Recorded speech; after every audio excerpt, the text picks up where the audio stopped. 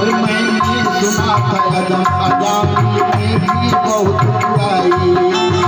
मैंने सुना था अदम अजामिल में भी बहुत बुराई। मगर क्या मैं ईश्वर ने उसकी बिगड़ी बसाई थी। ओ पापी था पापों का सब साज वही कहला रहा था। मुझसे भी एक बार कभी भगवान का गुण नहीं जाता था। कभी नहीं सोचता था वो मर के नरक में जाएगी। धर्म कर्म का भी नहीं था लेकिन उनके जाएंगे। अंत समय जब आया उसका जोरों से चित्कार किया। अंत समय जब आया उसका जोरों से चित्कार किया। अपने बेटे नारायण को उसने याद पुकार किया। अपने बेटे नारायण को आखिर उसने पुकार किया।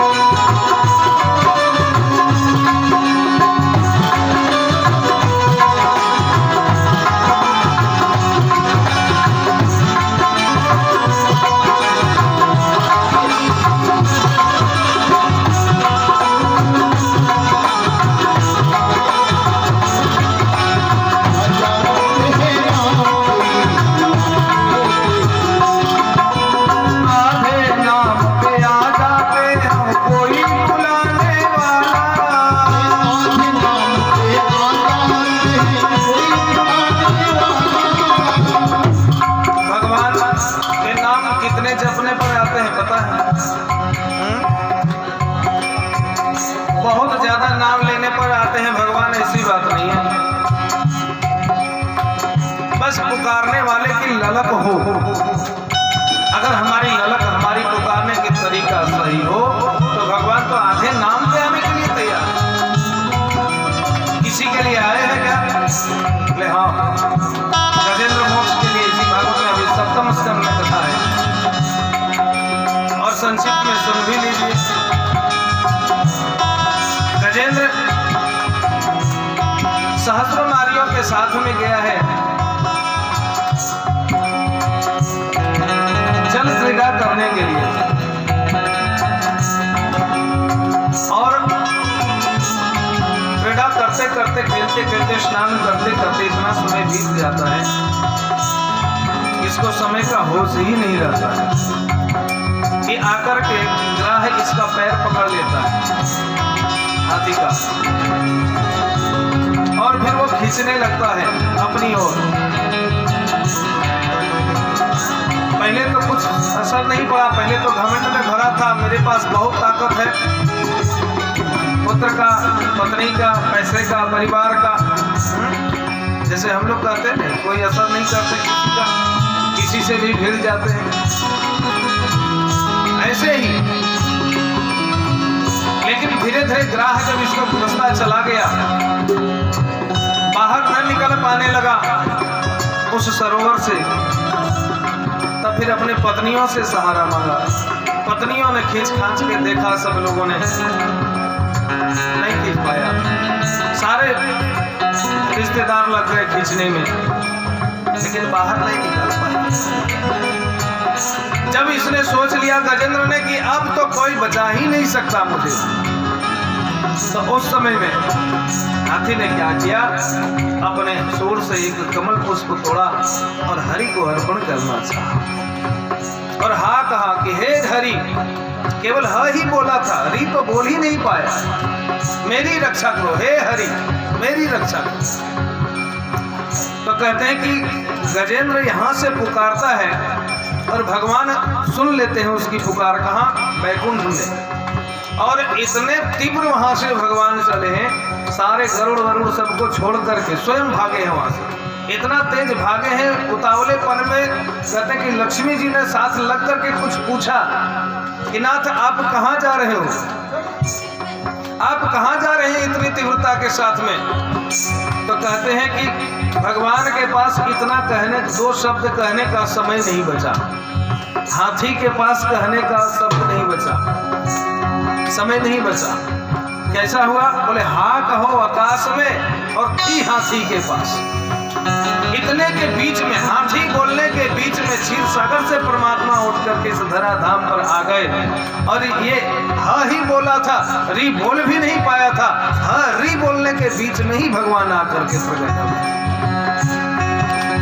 आधे नाम के आजा में कोई बुलाने वाला, आधे नाम के आजा से कोई बुलाने वाला, दिख जाते हैं राम अगर हो कोई लेने वाला, राम अगर कोई हो लेने वाला, कोई हो धनवान जगत में, कोई हो भगवान जगत में, कोई हो धनवान जगत में, कोई हो भगवान जगत में, लगा के देख ले आ जाते हैं राम कोई, आ जाते हैं राम कोई बुला के देख ले, आ जाते हैं राम कोई बुला के देख ले। राम नाम अति मीठा है, राम नाम यदि मीठा है, राम नाम अति मीठा है, राम नाम यदि मीठा है, कोई गा के देख ले आ जाते हैं राम कोई बुला के देख ले।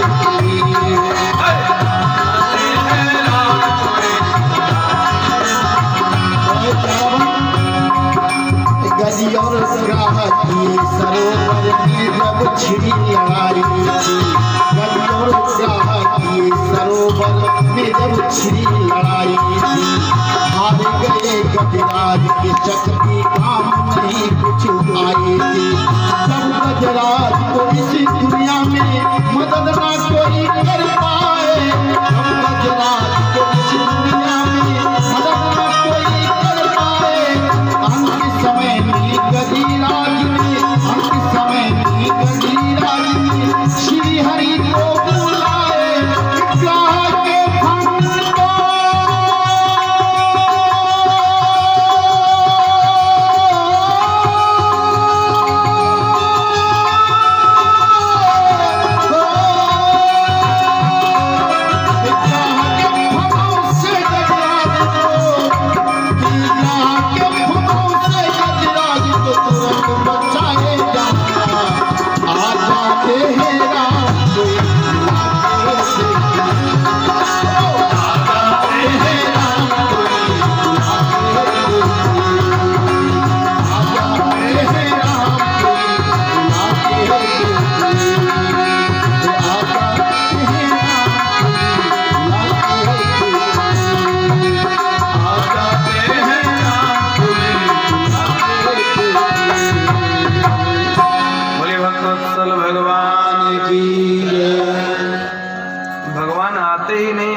बिक भी जाते हैं, कोई मोल लगाने वाला तो कोई खरीदने वाला हो।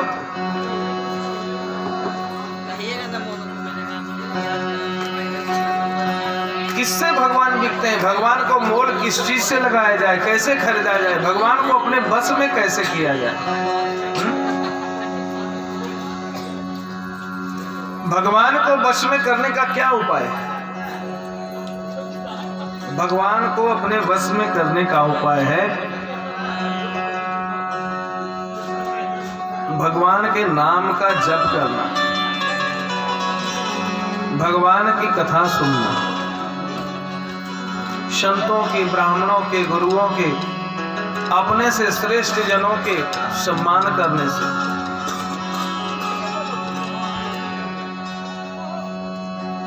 जीव मात्र की सेवा करने से परमात्मा उसके बस में हो जाता है। दान पुण्य करने से भगवान उसके बस में हो जाते हैं। किसी के बस में भगवान हुए हैं? प्रमाण कोई है? आज भी भगवान चौकीदारी कर रहे हैं, पता है कि नहीं? बलि के यहाँ, राजा बलि के यहाँ भगवान को अपने बस में कर लिया। इतने दानी थे राजा बलि, इतने दानी रहे कि भगवान को खुद मांगने के लिए जाना पड़ा उनके पास। लोग कहते हैं कि दान करने से संपत्ति घटता है, धन घट जाता है? लेकिन ये भूल है। दान करने से धन कभी घटता नहीं। जितना हम दान करते हैं और उसके हजारों गुना वृद्धि होकर के हमें प्राप्त होता है। दान करने से धन का नाश नहीं होता है। दान तो सत्कर्म के लिए होता है। सत्कर्म किसके होते हैं, किसका स्वरूप है? बोले नारायण का स्वरूप है। तो लक्ष्मी अगर नारायण के पास जाएगी तो लक्ष्मी खुश रहेगी कि नाराज होगी? जो सत्कर्म में लगाते रहोगे तो धन और बढ़ता ही चला जाएगा। राजा बलि ऐसे दानी रहे कि जो मांग लो वो देते थे। और यहां तक की बात है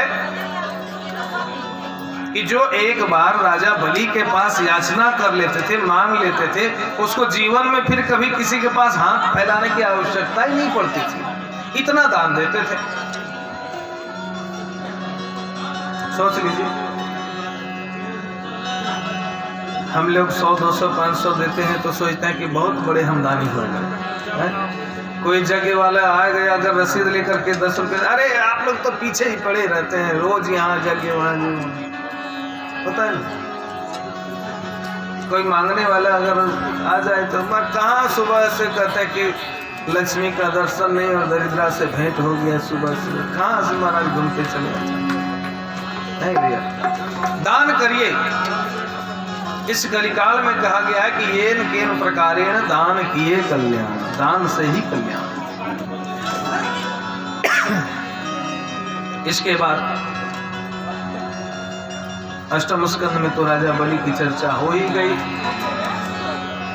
और फिर भगवान दान से केवल इतने प्रसन्न हो गए राजा बलि से कि इनके वशीभूत हो गए। और फिर रक्षाबंधन में जैसे कथा है, आप लोग तो सब सुने हुए हैं, लक्ष्मी जी ने जैसे तैसे करके अपने स्वामी को छुड़ाया है। लेकिन छुड़ाया है, लेकिन फिर भी भगवान छोड़ करके राजा बलि को नहीं आए हैं। आज भी वहां पर चौकीदारी कर रहे हैं। पाताल में राजा बलि आज भी विराजमान है और फिर भगवान वहां उसकी सुरक्षा में लगे हुए हैं।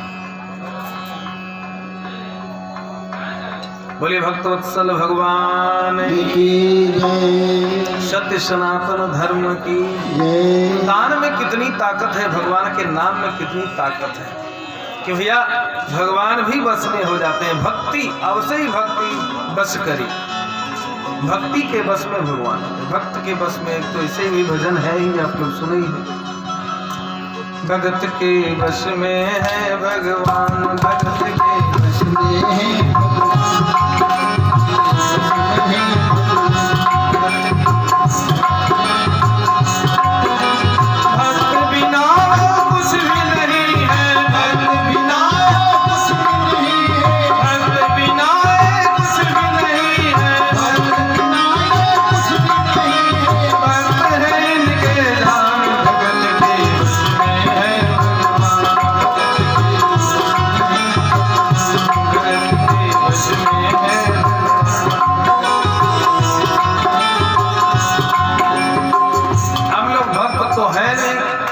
भगवान को बस में करना चाहते, बोला कैसे होगा?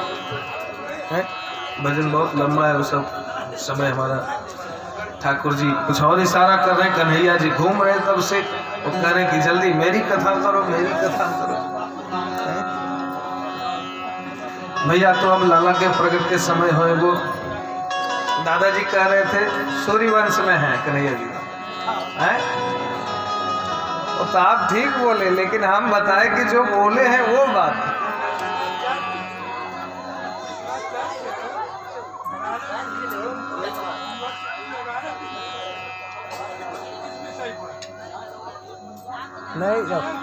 नहीं आवाज आया।